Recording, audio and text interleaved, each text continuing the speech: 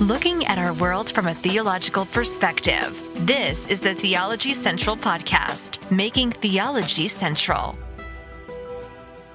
Good afternoon, everyone. It is Saturday, June the 8th, 2024. It is currently 2:10 p.m. Central Time, and I am coming to you live from the Theology Central studio, located right here in Abilene, Texas. So imagine with me that you're sitting around somewhere, maybe on a Saturday. You have your phone in your hand or you have a tablet and you're on some podcasting app and you're just going from podcast to podcast to podcast to podcast. Because as you are aware, there are millions of podcasts available. Maybe you're on the Sermons 2.0 app where there are millions of sermons available. Maybe you're on the Edify Christian Podcast app where there's over 2 million Christian podcasts. It doesn't matter the app. It doesn't matter the platform. You are very aware that there are millions upon millions of different things to listen to, different things to choose from. And let's say you're going through and you're listening, and all of a sudden you hit play. And you hear some guy talking, and you decide, I don't know if it takes 5 minutes. I don't know if it takes 20 minutes. I don't know if it takes 45 minutes. But you decide that this person speaking, you just don't like them. You don't like what they teach. You don't like their theology. You don't like their approach. You don't like anything about their podcast. You just absolutely hate it. You dislike it. In fact, it really, really bothers you. In fact, maybe you feel anger, maybe you feel dislike, maybe you just feel frustrated by it, there's negative feelings. Now, what do you do? What do you do? Honestly, what do you do? Do you immediately grab your app and go, wait a minute. Okay, wait. Is there a place for comments? Okay. Oh, it's on YouTube. Boom, boom, boom. Do you start typing out a comment? Oh, wait. This one gives a thumbs up or a thumbs down. Thumbs down. Or wait, this one has a star rating. 1. Or wait. Or maybe you can't find on a particular app a place to really leave a comment or a star or a thumbs up or a thumbs down. So then do you start searching on the internet to find where you can leave a review? And then you take the time to write a review to let them know how much you dislike their podcast? What is your approach? Just to move on? I mean, there are millions of other things to choose from. Or do you feel that you have to do you want to let the podcaster know how much you dislike them? Or do you feel like it's your duty to post so everyone can see how bad you dislike this podcast? Like, what at that point, what is your course of action and what is your motivation? Is your motivation I really want to let this podcaster know how bad they are? Or is your motivation, I really want to help this podcaster out? Or is your motivation I want everyone else to know how bad it is so that they will stay far, far, far away from it? Is that what is your motivation?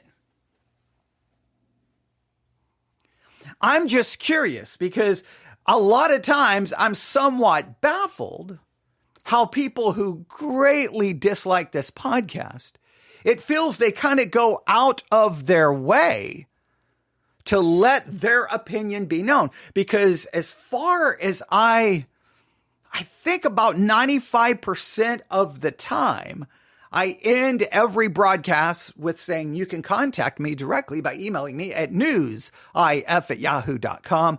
That's newsif@yahoo.com. So I give people who dislike me or don't a direct way to communicate with me, a direct way that they can literally email me. Now, I used to give out my phone number, but that turned into, threats and all kinds of really negative.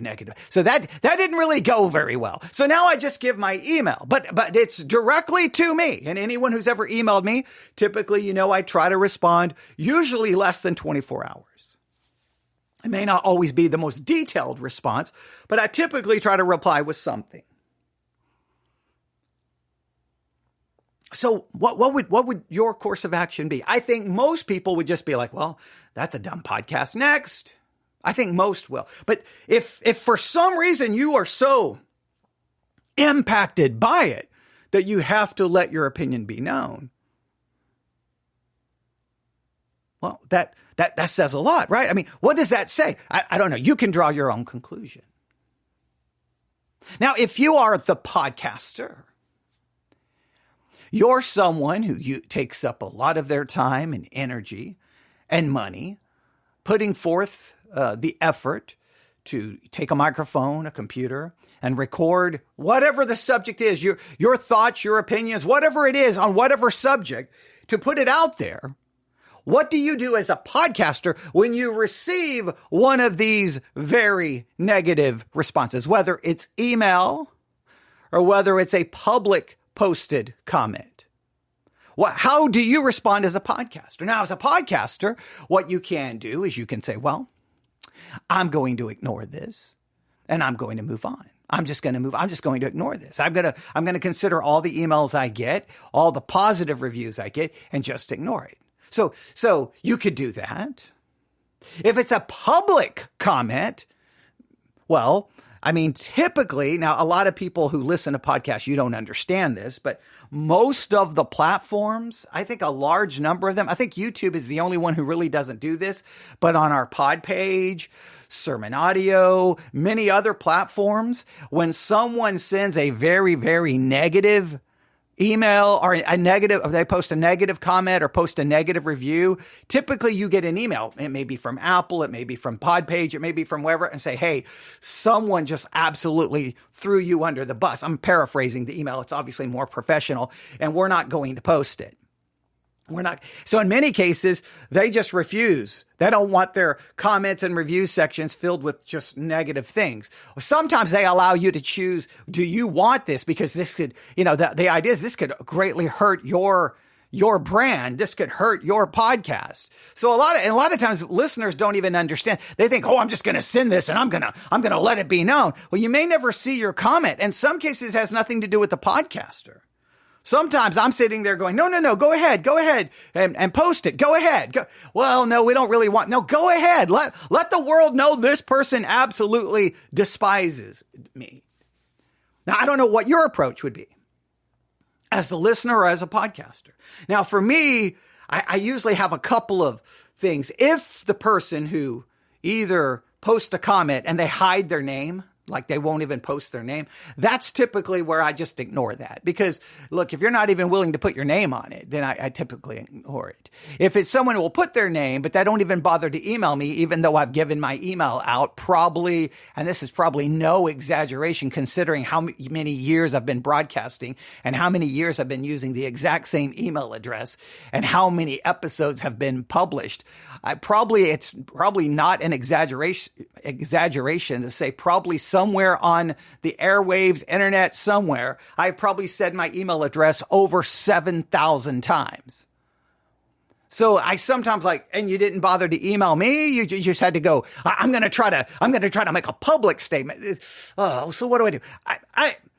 I don't know what you would do.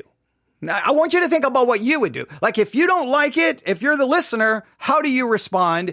And if you're the podcaster, how do you respond? Now, the question is, how would we respond? And what is the right way to respond? Those are radically different questions, right? Because how I want to respond rarely is the right way to respond.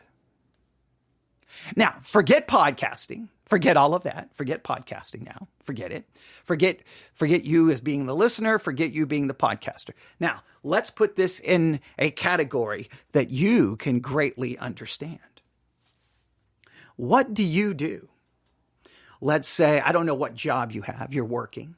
And someone, maybe you're getting ready to walk out to your car and you see that they've left a note or maybe they contacted your place of employment. Like, this guy is garbage. This guy is horrible. This guy doesn't know what he's doing. He thinks he's a big deal. He's clueless. It's ridiculous. And they just tear you apart. Either they leave a note, they post something. How do you respond if someone attacks you in your place of employment? They go after you. How do you respond to that? How do you respond when people say really mean or negative things to you in your just everyday life? How do you respond?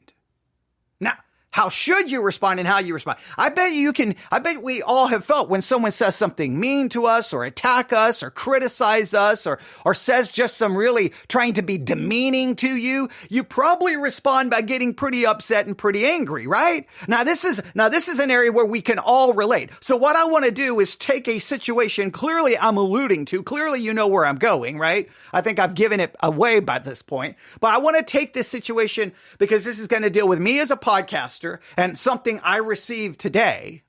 But I want to just set that aside and I want you to put this in the context of your life where you get criticized, you get attacked. Someone says something demeaning to you. Clearly they seeming to be trying to minimize what you do or try to make you feel foolish. How do you respond? Typically we lash out. We strike back. We come back at them. That's typically what we all do. And trust me, in all the years I've been broadcasting, there's been plenty of times I've turned on the microphone and went full-blown nuclear on people who came after me. And by no means am I justifying any of those reactions or saying that that's right. In my own everyday personal life, I've done the same thing. I'm not... I'm very aggressive in that way. I can be very, well, I can just be absolutely ungodly in that way. So what do you do? Someone went after me on YouTube. They left comments. And I think they were attacking me that basically, I can't even use the word they said. Basically, they were saying, they really went after basically my theology is no good. And basically, I don't know what I'm talking about. Basically, almost making me feel like I'm dumb. But what was hilarious is the punctuation in their comment was completely, I think they have an apostrophe where it wasn't supposed to be an apostrophe. I can't remember exactly. The punctuation was all messed up. And so part of me wanted to immediately respond going, you're going to come after me for being dumb? And your comment is riddled with punctuation errors. Now, I should be the last one to ever criticize punctuation errors because, I don't even use punctuation. I don't believe in it. It's against my religion. But it would have been an easy way to go back at the person and try to belittle them and demean them and make them feel less than. But that would have been completely ungodly. Now, I didn't do it, but guess what? I did it in my mind. So am I really spiritual? Not really. I'm just as ungodly if I would have done it publicly. So there's times and there's probably times I've attacked people that way. There probably was. I definitely used to be much more that way. I probably have grown up a little bit, probably not much. Maybe, probably not much. Maybe I've gotten, to the mentality of a 13-year-old by now. Maybe I'm just barely getting there. Okay, but it's difficult knowing what to do. But I want to make this applicable to you. I don't want this just to turn into me talking about the podcast. We all deal with this in life. Look, I've been in places of employment where you get attacked either by a coworker, or maybe even a boss, or it can be someone else, and they just demean you and undermine you and make you feel stupid and make you feel foolish and attack you. And man, how do you respond to that? I'm not very good at doing it the way I should. But I'm gonna try to all give us some tips. All right. Now, as I give you some tips at the end, as I give us a scriptural perspective at the end, because theology is central, when I give us a theological perspective on how to respond to personal attacks and insults and people demeaning you or belittling you, by the time I get to that part, I may have already violated everything I'm going to say at the end, and I'm very aware of that. In fact, there's a high probability I'm going to violate the very advice I'm going to put forth. But that's the difference between sometimes us as sinful human beings and our inability to keep God's law. But I'm going to bring Scripture into this before I am done. So, are you ready? Let's explain everything that's going on. Okay, so let me see if I have the time here. Let me go all the way over. What time is this? I got so many windows open here. So many windows open. Let me find, if I can find exactly where this all started. Let me see. I didn't bother to save the actual email. All right. So this all started,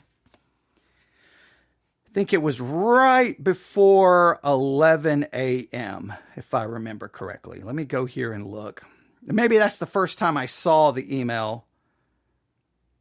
Okay, at first at 2:56 a.m., I got a very, very, very, very nice email about our D-Day remembrance, and they were talking about all of their family, and I think the person is from Nebraska.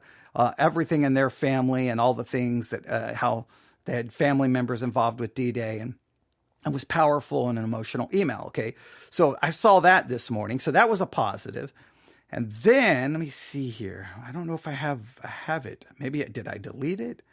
Oh no! At 10:48 a.m. I told you it was right before 11 a.m. I may have said 11 p.m. I apologize. Right before 10:48 a.m., I received an email from our pod page, all right, theologycentral.net. Pod page is the company that hosts our pod page, and they put it all together, and they've been really good to me, all right?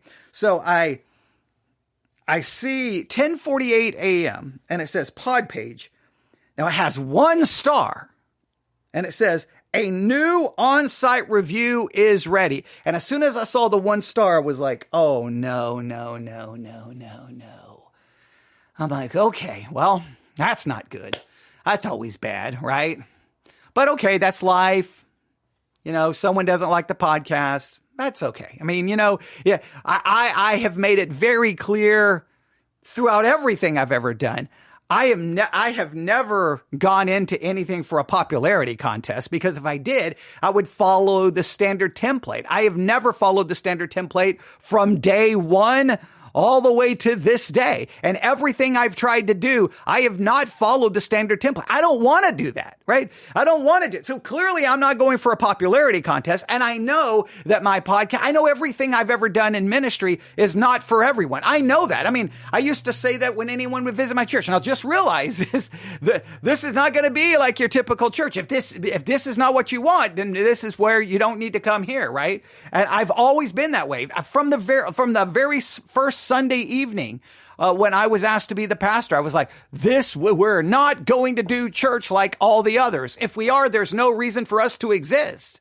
There's going to be a unique perspective here. So I've always maintained that. So I know I'm going to get negative. So I'm not like too shocked when I see a negative, but but at the same time, I'm a human being. I'm like, oh man. All right, here we go. So I click on it. And basically they're like, hey, we've hidden a review because it's not good. And I'm like, okay, well, all right, that's fine. Let me look at it, right? So here it is. Now I have gone in to the settings 15 times to try to get it to post to theologycentral.net. I've tried to say feature it on the homepage, and it keeps popping back up. Hidden. And I've tried to click on the hidden to remove it from hidden, but it goes right back to it. Because basically they're saying, you don't want this posted on your site. And I'm like, no, I do want it posted on the site, right? And the main reason is because this individual at least gave their first and last name, which I've got nothing but mad respect for that. They didn't hide behind some anonymous name or some, no, they went with their full, hey, man, I got nothing but respect for that. Now, the person could have emailed me. I mean, that would have been simple. But this is the title of it. All right. So it's 1 star. Probably they were mad that they even had to click on 1 star. I don't think they wanted to give this 1 star. Okay. I don't think they think this podcast deserves 1 star, but it's called Circle Talk. And I'm like, oh boy, did I use circular reasoning? That's my first thinking. I'm like, oh man, that's a logical fallacy. I wonder if I used some circular reasoning. Maybe I did. Typically, I try to point out circular reasoning. Maybe I've utilized it. So maybe I need to look up, again, the logical fallacy of circular reasoning and see exactly how I fell into that trap, because I try to be very, very aware of it. So I'm like, okay, I wonder what circular reasoning, because circular talk, circular reasoning, that's where my mind went. All right, so it starts. Talks in circles. All right, so I talk in circles. All right, I can't completely disagree. There's times I talk in circles, not times it's a calculated. I'm doing it for a calculated reason, right? Like if I'm talking about a subject, let's say sometimes when we get into the argument over lordship salvation and, well, you've got to do this to prove you're saved, but doing this doesn't make you saved. But if you don't do it, you're not saved. There's a circular aspect to that. You're just going in circles. Well, you don't have to do it to be saved, but if you don't do it, you're not saved, meaning I have to do it in order to be saved, but you don't have to do it to be saved. Well, it's circular reasoning, right? Hey, you're saved by an imputed righteousness and all your sins are forgiven, and God, in Jesus, he satisfied all of God's wrath. Well, then you can't say if I don't do this or I don't do this, I'm not saved, because I'm saved by an imputed righteousness. All my sins are forgiven. So any sin you point out has been forgiven, and all of God's wrath has been taken care of for me in Jesus Christ. Like, you can go through and say that you're just going in circles. Now, in that case, I'm trying to point out circular logic, but I may speak of it over and over and over in a circular way just to demonstrate that. That's what I at least attempt to do. But all right, so I talk in circles. Well, maybe sometimes I talk in circles because some theologies are circular and their entire structure, but okay. I ask a question and I answer it with a question. Wait, I ask a question and answer it with a question? Now that is just uncalled for, ladies and gentlemen. I have never done that once in my life. No, of course I've done that. I ask a question and answer with a question. There's a reason for that, right? Especially in some philosophical circles, you do that for a reason, right? You ask a question and then you answer with the question because you're trying to get the audience to get involved in the process of figuring it out. One of the things I talk about all the time here is I like to throw out an hypothesis or a thesis, and I throw it out there and I try to get the listener to, well, what about this? And what about this? And what about this? And what about this? And then I say, hey, now, and then usually I give assignments. Hey, go work on this, look this up, work on this, look at this, look at this, and then email me at newsif@yahoo.com. If people participate, then typically I come back, and then what do I tend to do? Then sometimes it goes from asking questions to now testing that hypothesis and providing answers. It just depends. Maybe in one broadcast, there could be 4 in a row where I don't provide any answers, but there's plenty of cases where I do. I do like to ask lots of questions, and lots of times I like to answers with questions. Okay, a lot of time I do that, but there's usually it's a process. Like, you can't judge what I'm talking about on one episode. Anyone who listens to this podcast, I think most of the listeners would agree with that. We can be over here in our series on, say, Proverbs, but then there may be some discussions over in the Sermons 2.0 app sermon challenge where you're going to get some answers. Or maybe we slide over to a Bible study exercise, or maybe we slide over to a devotional message, and so many times there's multiple aspects going on where this one I'm just asking the questions, and maybe then I'm answering with more questions. And then over here, maybe I'm providing answers. Maybe over here, I'm critiquing or analyzing someone who provided a hypothesis that goes this way, and I'm going an opposite way. I think if you put it all together, there's plenty of questions, but there's plenty of answers. Maybe not in one single episode, but rarely do I talk about something just in one single episode. All right. But so far, these are basically, I think basically this is relatively fair, right? I talk in circles. Okay. There's elements of that. I ask a question and answer with a question. I think those are fair criticisms. I think that's fair. I can't argue against that. I definitely do that. I think it's fair. I think it's just missing the greater context, because you take any particular subject, tell me which one you're referring to, and let me go pull together all of the episodes related to it, put it in a playlist and say, this is where the discussion started. This is where it stopped. And almost inevitably, it's going to go from questions to now a hypothesis, test to some type of conclusion. I think most people can see the structure. It doesn't always work out clean and perfect, but I've always said I don't want it to be clean and perfect. I want it to be very real and organic. Basically says everyone else, especially other teachers and podcasts, are wrong, but him. I say everyone else is wrong but him. Now, let me just make it very clear. There may be some level of criticism where that is true, but let's make it very clear. Every pastor thinks they're right. Every Christian podcaster thinks they're right. Okay. Like every denomination thinks they're right. If they thought other denominations were right, they wouldn't exist. If this church didn't think that they were right, they would close down and go to the church across the street.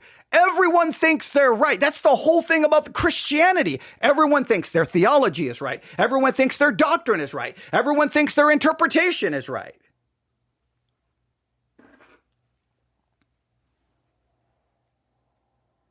But let me make it very clear. On this podcast, let's make it very clear. On the Sermons 2.0 app sermon challenge, what have I done? I've spent this entire year trying to get you, the listener, to go listen to other people. How many times do I say in a podcast where I'm like, I disagree with this or I disagree with that, but go listen to them because you may agree with them more. Hey, here's their hypotheses. Here's my hypotheses. I disagree with theirs, but I still tell you, I tell you to go read their books. I tell you to go listen to them. I tell you that you may agree with them more. So don't get me into this.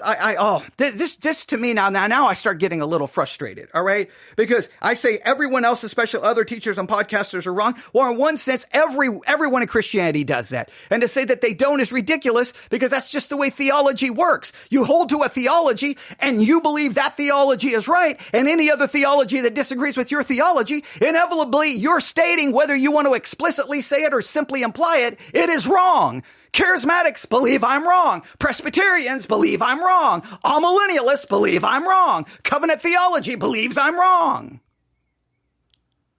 Non-reformed people believe I'm wrong. Lutherans believe I'm wrong. Catholics believe I'm wrong. Greek Orthodox believe I'm wrong. Episcopalians believe that I'm wrong. Okay, like, come on now. It's just, you could say that to any Christian broadcaster. You could say, you think you're right and everyone else is wrong. Well, everyone who disagrees with them, they think they're wrong. That's the way it works. That's literally the way theology works. Theology makes dogmatic assertions. Bible interpretation makes dogmatic assertions. When you say what you believe about baptism, you're making a dogmatic assertion that that's the right view of baptism, and anyone who disagrees is wrong. If you believe the charismatic gifts are continuing and God is speaking to you outside of the Bible, anyone who disagrees with that, you're going to say is wrong. If you believe that the gift of tongues is active today and someone else says, no, it's not, it ceased, they're going to think that you're wrong.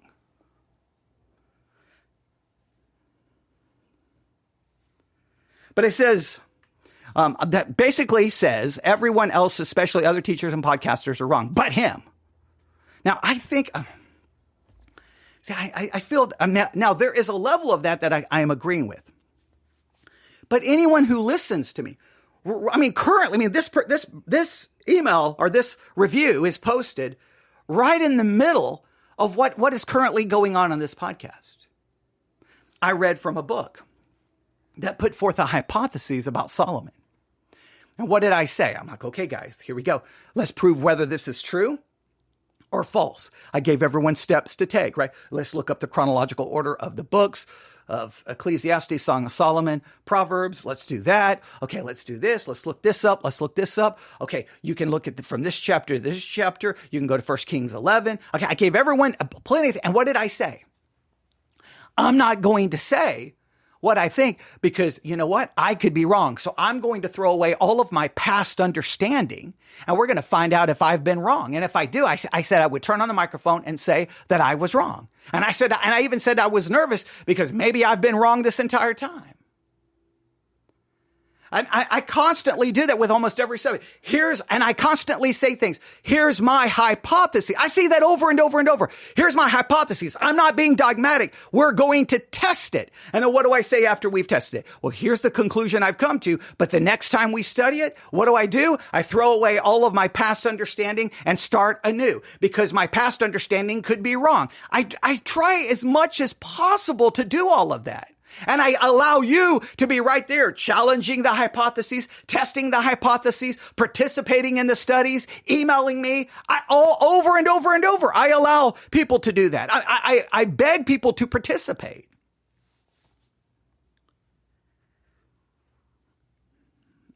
And even if you accuse me of thinking I'm the only one right, again, that's very prevalent within Christianity. But what about all of my efforts? I have a podcast series called, the Christian Podcast Spotlight, where I try to turn the spotlight on other Christian podcasts. Now, when I review them, sometimes I say I think they're right, sometimes I think they're wrong. But what am I doing? And what do I say? Hey, you may like them better. Go listen to them. I'm always pointing people to every other, from books to podcasts to ministries, everything I can to get people to listen to other people. I bend over backwards to get people to listen to other people. I don't say, I'm the only one you should listen to. I've never done that. I've never said that. I say, go listen to anyone and everyone. And what do? Even when we do sermon reviews, what do I do when I do a sermon review? Okay, here's what they say. Here's what I say. And if I get negative, I almost always am apologetic at the end, going, well, hey, don't make this attack upon that person. We're just having a discussion about the hypotheses that they presented. Now, if there's something a ministry is doing that I've got major problems with, like, I don't know, excommunicating a woman who was being beat by her husband and he was sexually molesting her children and he goes to prison, but the church doesn't lift the church discipline on the woman, yeah, I'm going to criticize that.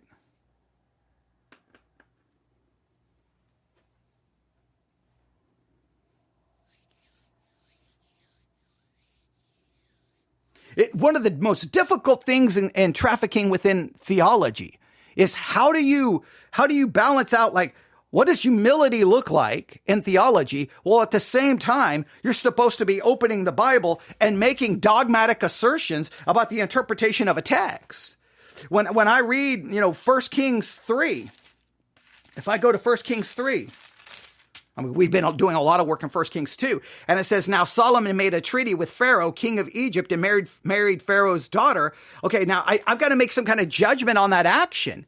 And I'm going to probably have to state it in somewhat of a dogmatic way. And then if you get down to 1 Kings 3:3, now the king, speaking of Solomon, he went to Gibeon to sacrifice there, for there was the great high place. Well, wait a minute. Why is Solomon offering a sacrifice on the high place? Is that right or is that wrong? I've got to make some kind of dogmatic assertion and interpretation about it. So on one hand, you've got to be dogmatic in theology. You have to. I have to believe, do I believe that we're justified by an imputed righteousness or an infused righteousness? Well, if I say imputed, then I'm saying the belief in an infused righteousness is completely wrong. If I go with repentance being a change of mind more than a change of action, well, then I'm saying the other view is wrong. I mean, if I say baptism is for believers by immersion in the name of the Father, Son, and Holy Spirit, then I'm saying everyone who baptized by sprinkling, infant baptism, or baptizing in the name of Jesus only, then none of them are valid. I mean, I've got to be dogmatic in those cases. There's nothing I can do there. Now, what I try to do is say, hey, this is my view now, but I'm more than willing to change my view. And anyone who's listened to me for 20, 30 something years, I have changed my views on so many things. In fact, that's usually what I get criticized for. So how do you maintain humility? I don't know the way to maintain humility. I don't know the right. I can remain teachable, which I think I am. I can change my views, which I am got a track record of doing. I can try to set up a study system that throws out my past understanding so that I can study something new without relying on my past understanding in case my past understanding was wrong. That is a way of trying to implement humility. Is it ever going to be perfect? No, because I have a sinful nature that by its very nature is prideful, because that's the very essence of sin.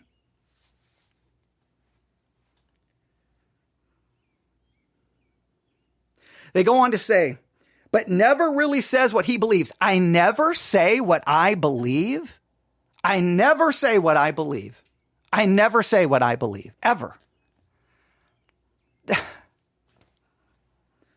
I never say so I just say everyone else is wrong, but you don't infer from that I'm saying what I believe. If I say someone else is wrong, well, then clearly I believe the opposite of what I'm criticizing, right? I never say what I believe, but yet I tell you that I'm the only one right. Meaning when we did some reviews of the top 2 podcasts on the Spotify religion and spirituality chart. Both of them were very charismatic. I've made it very clear that I loathe charismatic theology. I despise charismatic theology. So that's a pretty good idea that I'm not charismatic. So that would make me what? If I'm not a charismatic, what would I be? What would I be? A cessationist? Maybe. Could I be that? Maybe. Could possibly? I've criticized. And our view on I've been doing an entire series on eschatology. I've not clearly defined what I believe there. We did an entire series on baptism in the early church. Did I not clearly define what I believe that? I could go from series to series, law and gospel. Have I not made it abundantly clear what I believe about the proper distinction between law and gospel? Have I not made it abundantly clear that I believe in a justification by an imputed righteousness versus an infused righteousness? Have I not made it abundantly clear what I believe in regards to lordship? I can go on and there's thousands upon thousands and thousands of messages online from me that would clearly indicate what I believe. Let me see. My church holds to the London Baptist Confession of Faith. That would probably give me a clue. I'm on sermon audio, meaning, wait, we have to agree to a statement of faith. So clearly I agree with the statement of faith that sermon audio puts forth. Let me see. I don't know what else I can do to make it clear.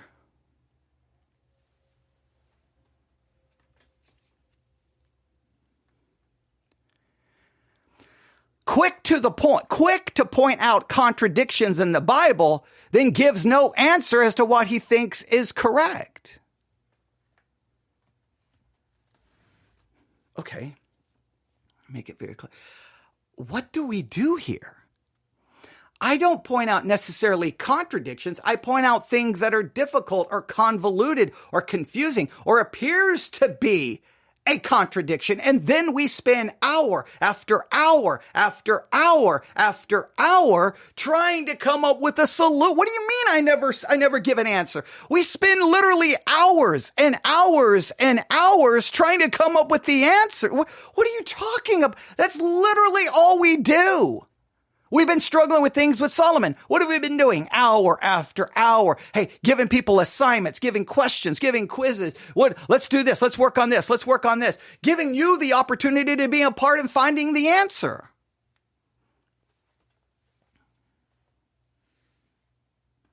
I never give an answer? Well, look, hey, if you've got the answer to the apparent contradictions I pointed out, by all means, email me at newsif@yahoo.com and provide me the answers. Then I could turn on the microphone and read all of your answers.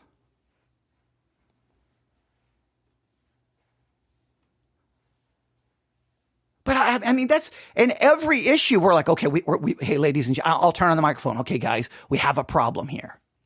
This and this, that seems to make no sense. We got to figure this out. We've done entire series that way. Entire series. Like, well, what about this or what about that? Wait, hey, a lot of people interpret the Sermon on the Mount this way. Well, if you interpret the Sermon on the Mount this way, that seems to contradict then the actual use of the law. So what about this? What about we provide ultimate way? We've done that with. I can go on and on. That's all we do here is we present the problem and try to be very open and honest about the problem. And then guess what else do we do? I go grab other messages from other people that I have not listened to yet.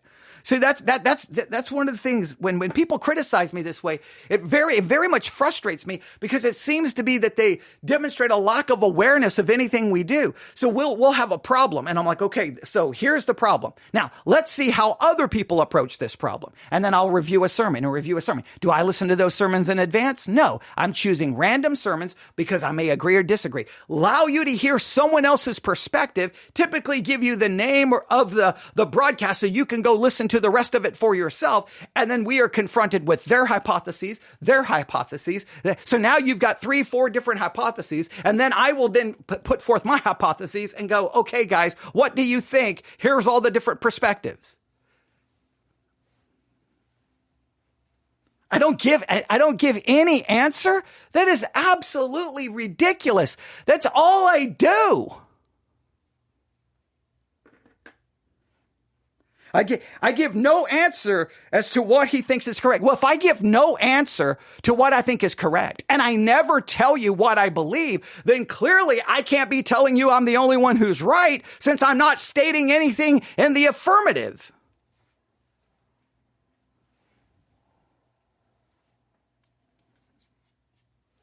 Now, it goes on to say, maybe he has deconstructed and wants everyone else to do the same. I've talked about all the issues in Christianity that leads to deconstruction. I'm the one who've been speaking about because of a listener emailed me and started telling me about deconstructionism and all these TikTok videos. And I've talked about it and mentioned it over and over and over and over and over and over as the things that can lead to deconstruction. I've never once said anything about me. Now, sometimes by the time I'm done reviewing a sermon, I tell you, I joke around saying I'm ready to go to the liquor store and deconstruct.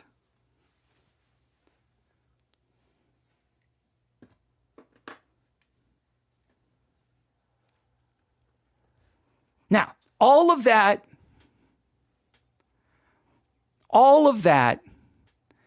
would not have me turn on the microphone. Okay? That's just the kind of that's just kind of frustrating, right? That's just kind of frustrating, right? That's just kind of irritating. And it just feels like someone who's misrepresenting. They're not being fair, right? They're throwing out accusations. They're attacking, and it doesn't seem like it's very fair or accurate. I would know. I'm the one who does thousands of hours of broadcasting a year. I think I would know that this is not a fair representation. Now, many of you who listen to me, by all means, you can email me at newsif@yahoo.com, and you can say, well, I think that person was correct in that, and I'll be more than happy to listen to that. I just feel personally that is a complete misrepresentation of what I do, and I've got thousands and thousands and thousands and thousands of hours of audio to pull up to disprove every one of these claims. And because I'm broadcasting on a site that makes me sign a confession of faith, clearly it's know what I believe. Now, maybe this person doesn't have any clue about that. That's why you got to be careful before you start accusing and attacking and making sure you know. But this is the part that made me turn on the microphone, because this really bothered me. Former pastor of 25-member church, and now sits in his house and broadcasts alone, yet acts like he is big time.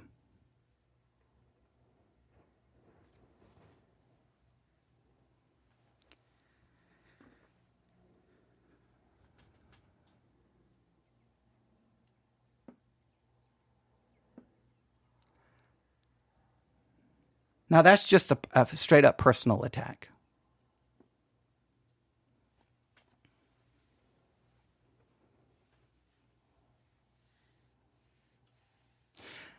Now, if this individual wants to really attack me, I can give you far better ammunition than just attacking the size of the church or the fact that I now broadcast from my home.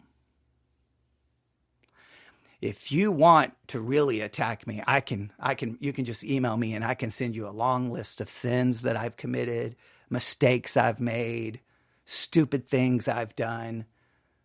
And you'll probably go, man, I was going for the easy stuff. But I mean, if you want to attack me, well, first of all, I don't know if you know the history of the church, but at one point in time, there was almost 100 people in that church building. But okay, I mean, if you want to get in there, but that's okay. It was never going to be a large church just because the way I did things.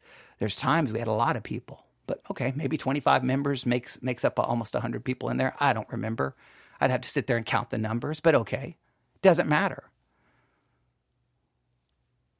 So now you're going to attack me because my church was small? Is that the way we're going to do things now? You know what? I've stated it on this podcast 1,000 times. So let me just get this out of the way for everyone who wants to attack me. As a human being, from a human perspective, my ministry has been an abysmal failure. I approached ministry from a very, very, very, very unique perspective. And I always said, I'm not going to do this like all the other churches. And I always knew that that was going to limit my numbers. I mean, obviously, it was very clear when I got kicked off Christian radio that my approach was not always going to be popular. And I know that. So from a human perspective, it has been a failure. So you can really rub that in. You're right. I had a very small church. You're right. And you're right. I do broadcast alone. Now, I'm not sure if you're aware of this, but almost all podcasts are recorded by someone alone in a room. Maybe they have a co-host, but typically it's just 2, maybe 3 people in a room alone recording. I mean, that's called a podcast. Like, I don't know, I shouldn't be broadcasting unless I have an audience of 50 people in front of me. So because I broadcast from my home, do you know how many podcasts? You know how many musical acts record? It's called bedroom pop. You know how many famous pop stars made many of their famous albums in their bedroom? Like, is there now a crime because you can have studio software in your house? I mean, that just seems like someone just wanting to belittle me. But that's okay. Belittle me. You're right. I am a podcaster sitting in a room by himself who was an abysmal failure in ministry. You're absolutely right. I have made a million mistakes you probably aren't even aware of. I have failed in thought, word, and deed. There is no way to get around it.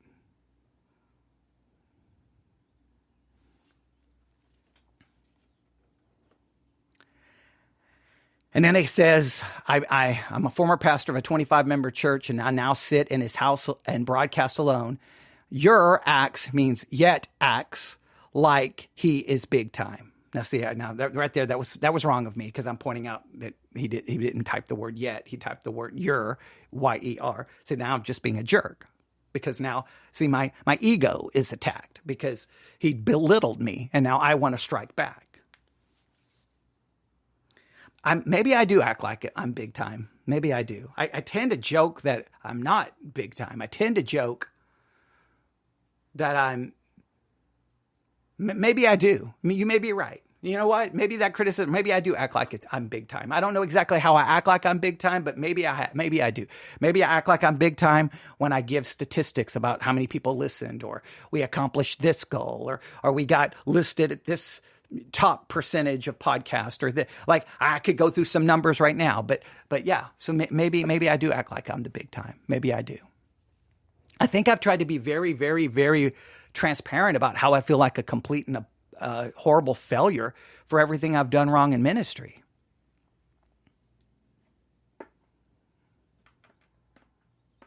If someone is a failure, right?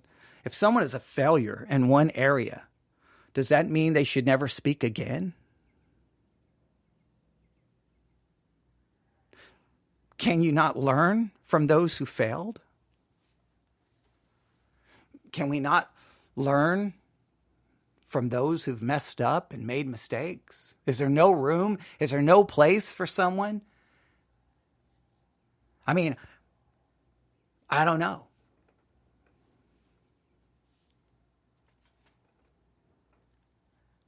Must make him feel important as he criticizes solid, successful ministries that actually give answers instead of more questions.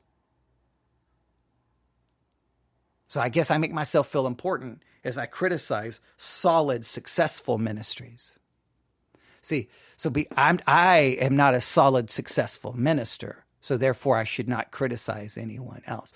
I guess many of the prophets should not have been criticizing the religious leaders because they weren't very successful because they didn't have a lot of followers like Jeremiah or Isaiah. But I won't get into that because I think John the Baptist was, well, I guess he was somewhat successful with the people. Sure wasn't successful with the religious leaders, but okay. I mean, Jesus, and when it all said and done, I mean, all of his disciples walked away and didn't even follow with him anymore until okay, but all right. I guess now if a ministry is successful based off numbers, then they are above being criticized. And again, I've stated it over and over. If anyone's listening to me, I almost always say we're not criticizing the ministry. We're taking their hypotheses. Now, when it comes to charismatic ministries, oh yeah, I'm all down. I'll go all. But even then, what do I say? We're trying not to criticize the people. We're trying to criticize the theology. Because it comes to charismatic theology, absolutely, I'm a complete and total jerk. I hate charismatic theology, believe it's a cancer and should be eradicated from the face of the earth. But that would seem to indicate that I'm telling you what I believe, but I guess that doesn't.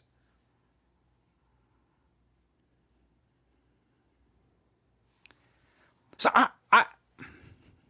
now the first part, that's okay. I mean, that's just my typical criticism that I may get. But then it got just so personal and attacked me personally. And I just don't understand. But that's okay. That's okay. So to the person who sent this, you're right. I'm a failure. You're right. I'm a failure. I literally mean that. Thank you for reminding me of that, because you're probably right. I probably do think I'm a big time thing, or a big, what's your exact words? That I'm big time. You're probably right. I probably do think I'm big time. You're probably right that I probably, I should not speak after these big successful ministries. I disagree with that. I'm not going to say that. Now I'm being foolish. I disagree with that. I think just because something is successful from whatever metric you're using to define successful does not make it above any form of criticism. I just think I don't think that that's accurate or fair. The church history has not even demonstrated that. Because the Catholic Church was so successful, Luther shouldn't have criticized it. I mean, come on now. That just doesn't. We can go throughout history where sometimes, I'm not going to get into all that. So I'm going to disagree with that. You're probably right. I will agree with this. I do ask a lot of questions and sometimes do not provide immediate answers. I do believe much of your criticism is not a fair assessment of all the things I do and all the work we do to put forth a problem, put forth a hypothesis, listen to other people explain their hypotheses, and narrow it down to what we think is the most workable solution, which is what I spend hours upon hours upon hours upon hours of my time doing. But okay. So I don't think that's necessarily a fair argument, but I'll give you that it can be maddening to people. And I typically acknowledge how maddening it can be to people when I do that. So, but all right. You are absolutely correct that I pastored a very small church. It's always been small. It's always been small. We can get into how many people have always been there or not been there, but okay. All right. We can get into the times of small, times of growth, and then times of massive decline to where it all ended. Okay. You're absolutely right. I am a failure. I've got no problem. From a human perspective, when it comes to from a human way of judging it in every criteria, I am an abysmal failure. You don't even know how many ways I have failed. You don't even. I could give you a list of ways in which I have failed miserably, horribly, and in every way that I have failed, I have been wrong. It's my fault, nobody else's fault. I got no problem admitting that.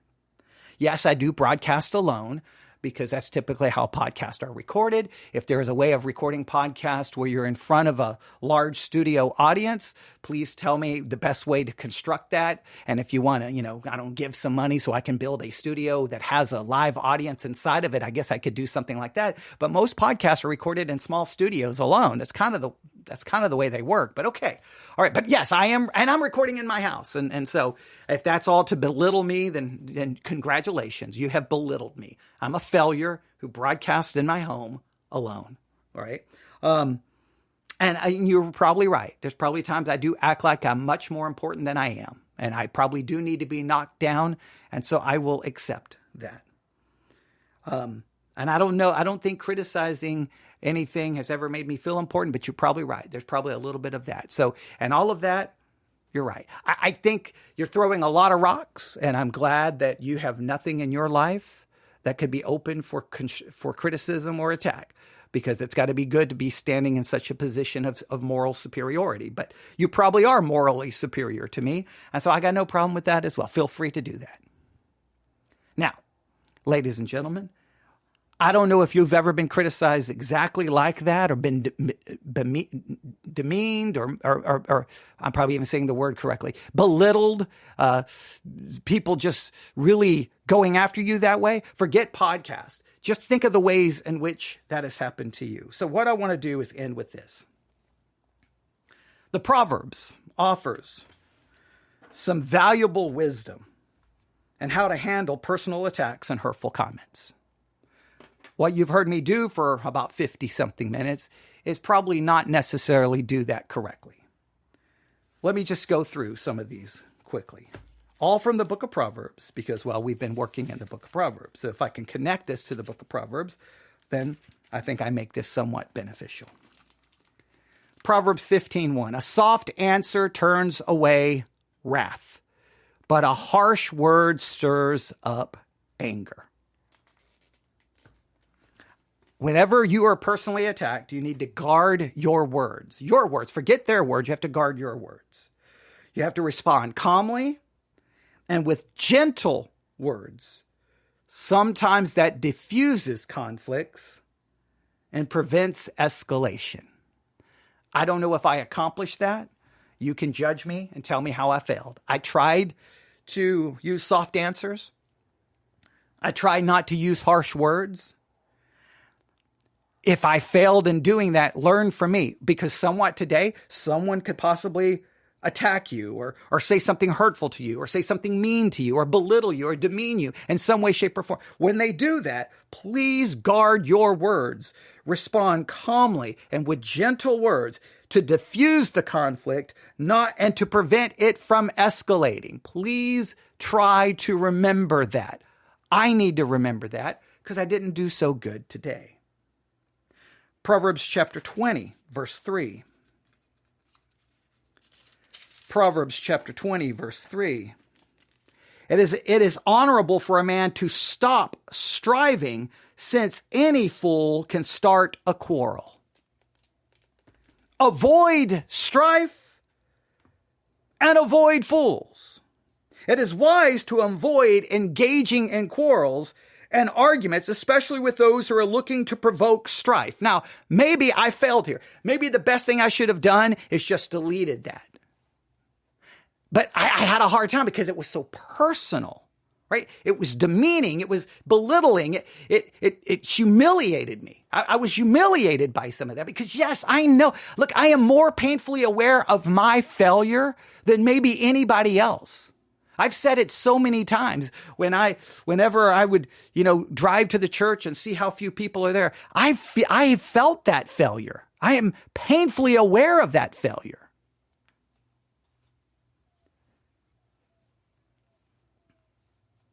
And I allowed that to get to me. So guess what? Maybe it would have been honorable for me not to strive. Since any fool can start a quarrel. Any fool can post a comment, any fool, and I'm not saying the person who posted it is a fool. I'm not saying that. I'm saying anyone can post something and send something. It doesn't mean I need to engage in it. So I may have been wrong there. Do not repay evil for evil. Proverbs chapter 20, verse 22. Do not say, I will recompense evil. Wait for the Lord and he will answer you. So do not repay evil for evil. Now, I kind of did that a little bit, right? Because of a typo. I kind of threw it out there because I was being a condescending jerk because my ego was hurt. Instead of seeking revenge, leave room for divine justice and trust that God will ultimately deal with those who wrong you. You know what? It's not even about God dealing with anything. I should have just left it alone and just be done with it. So don't strike back. Don't strike back.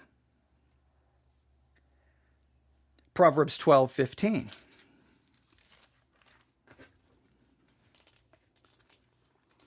The way of a fool is right in his own eyes, but he who heeds counsel is wise. Well, you know what? What I need to do is try to heed the counsel from this particular email as much as possible, from this particular comment. Is there any counsel in there? Probably so. Probably is some. need that. Another thing, though, I could have done is I could have sought wise counsel. When you face personal attack, seek the advice of wise and trustworthy individuals who can provide guidance and perspective. Maybe what I should have done is like, you know what? I need to ask someone about this and how I should respond. But I didn't, because my own personal ego, I wanted to say something. So it's a selfish reason. But at the same time, I should try to take whatever counsel I think I can derive from this. I mean, do I take the counsel? Hey, you're a failure, so why are you broadcasting? You're not a big time anything. You're a failure. You're not successful. Basically, if I paraphrase, you're pathetic. You're not successful. You're not a big time. You're not big time. You're a failure, so you shouldn't be broadcasting. You should be embarrassed that you're broadcasting from your house alone. Maybe they're right.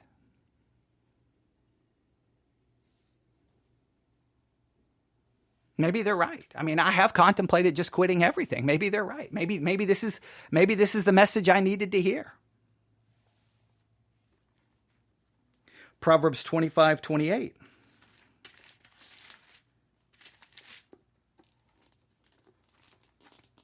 Whoever has no rule over his own spirit is like a city broken down without walls. Maintain self-control. Reacting in anger or retaliation only escalates the situation. It is important to maintain self-control and respond thoughtfully.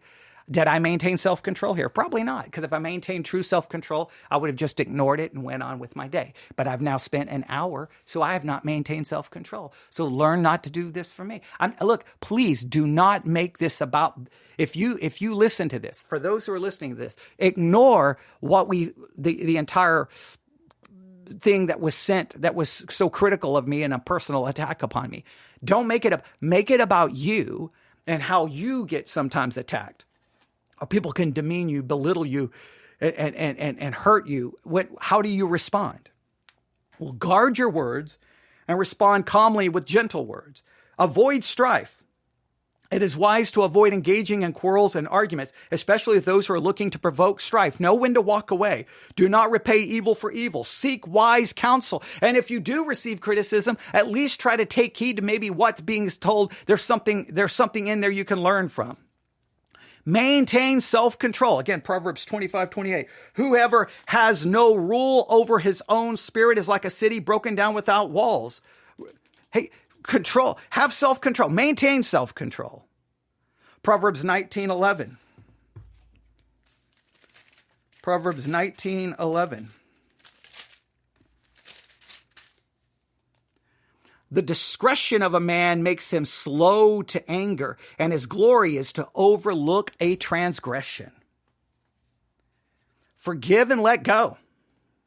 Holding on to grudges and bitterness only harms oneself. Practice forgiveness and let go of the hurt caused by personal attacks. Let me read that to you again. The discretion of a man makes him slow to anger. Have I been slow to anger? And his glory is to overlook a transgression. Can I overlook these personal attacks? Can I overlook them? Can I turn the other cheek? Can I forgive as I have been forgiven? Can I love even someone who's treated me as an enemy? That's what I'm called to do. Am I going to do it perfectly? No, I'm going to fail at that as well, because one thing we do talk about on this podcast over and over and over is that I'm a sinner with a microphone and I fail all the time.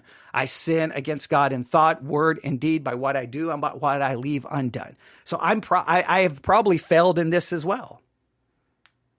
See, I should be slow to anger, and my glory is to overlook a transgression. Can I just overlook this? Because it felt very personal. I felt very.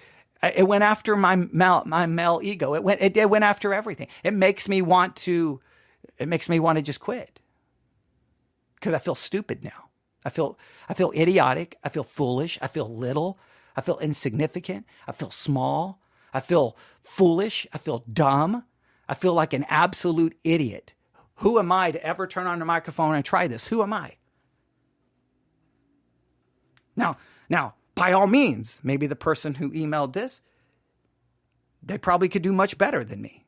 So maybe other people should be doing what I'm trying to do. And maybe what I'm doing doesn't even matter.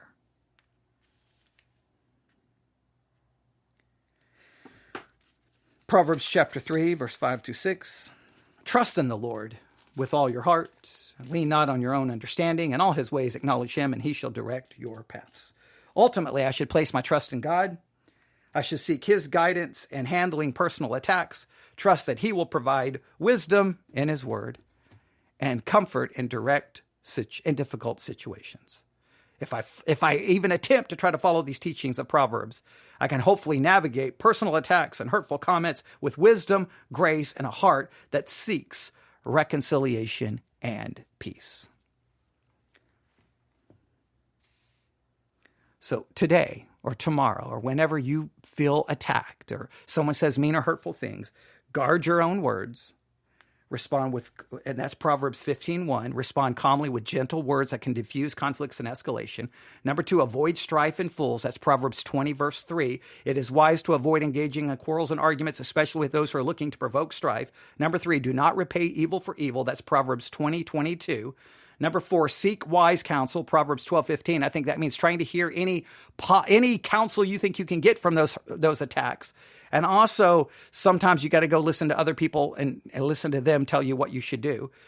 Number 5, maintain self-control, Proverbs 25:28. Reacting in anger or retaliation only escalates the situation. It is important to maintain self-control. Number 6, forgive and let go, Proverbs 19:11. Number 7, trust in the Lord, Proverbs 3:5-6.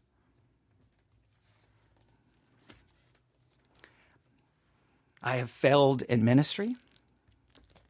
I have probably failed as a podcaster. I know I have failed as a Christian. And I probably have failed in all the different ways I've handled criticism. And I will continue to fail. If I broadcast for another 3 months, I will fail in those 3 months. If I was to broadcast for another 6 months, I will fail. If I was to broadcast for another 5 years, I will continue to fail. But I do believe even those of us who are failures and those of us who are sinners still can offer something. I could be wrong, but I think there's a room enough out of the millions and millions of podcasts for someone who's a failure to be able to turn on the microphone and talk about theology. Thanks for listening. You can email me directly at newsif@yahoo.com. newsif@yahoo.com. I hope your Saturday is better than mine has been. But now I'm going to try to do what that great philosopher once said and shake it off. That's a little joke because I'm referring to Taylor Swift. All right, everyone have a great day. God bless.